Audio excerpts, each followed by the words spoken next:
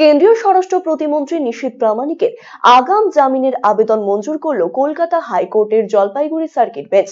আজ বিচারপতি চিত্তরঞ্জন দাস এবং বিচারপতি পার্থসারথী সেনের ডিভিশন বেঞ্চ আজ আগাম জামিন মঞ্জুর করেছে। তবে আগামী 15 দিনের মধ্যে দিনহাটার চিফ জুডিশিয়াল ম্যাজিস্ট্রেটের আদালতে আত্মসমর্পণ করার নির্দেশ দিয়েছে আদালত বলে জানিয়েছেন সার্কিট বেঞ্চের সহকারী আইনজীবী অদিতি শঙ্কর চক্রবর্তী। তিনি জানিয়েছেন, যেহেতু ওয়ারেন্ট পেন্ডিং রয়েছে সেই কারণে তাকে আত্মসমর্পণ করতে বলা হয়েছে। উল্লেখ্য, 2018 সালের অগস্ট মাসে কোচবিহারের দিনহাটায় তৃণমূলের মাদার সংগঠন এবং যুব সংগঠনের গন্ডগোল হয়। সেই সময় নিশীথ প্রামাণিক তৃণমূলে ছিলেন। এই গন্ডগোল চলাকালীন নিশীথ প্রামাণিকের নির্দেশে দুই ব্যক্তির ওপর গুলি চালানো হয় বলে অভিযোগ ওঠে। ঘটনায় ওই দুজন আহত হন। এরপরেই নিশীথের বিরুদ্ধে 307 ধারায় মামলা রুজু করা হয়েছিল।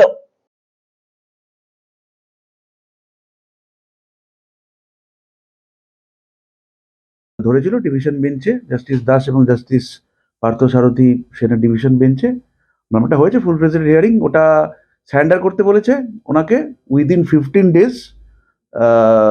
কনসার্ন কোর্টে এসিজিএম দিনাটায় সারেন্ডার করতে বলেছে। জামিন আবেদনটাকে গ্রান্ট করেই বলেছে ওখানে সারেন্ডার করতে।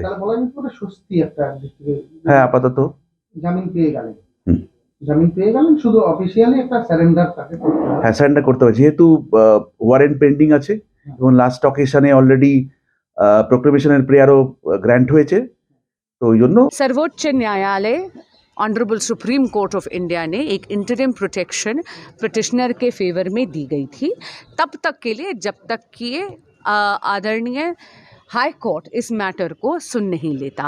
आज जलपाईगुड़ी के सर्किट बेंच पे honourable high court of Kolkata की डिवीज़न बेंच पे एक बहुत गहन और विचार से इस मैटर पे गहरी सुनवाई हुई है।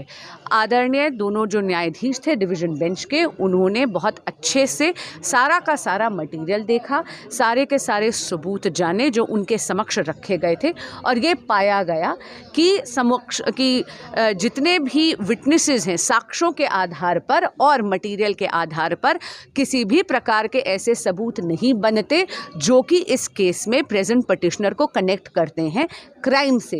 ये एक पॉलिटिकली मोटिवेटेड केस है जहां पर कम से कम और पूरी तरह राजनीतिक गंध आ रही है, और इसी के चलते इन सब तथ्यों की समीक्षा करने के बाद आदरणीय हाईकोर्ट ने आज एंटीसिपेटरी बेल का ऑर्डर प्रेजेंट पिटिशनर के फेवर में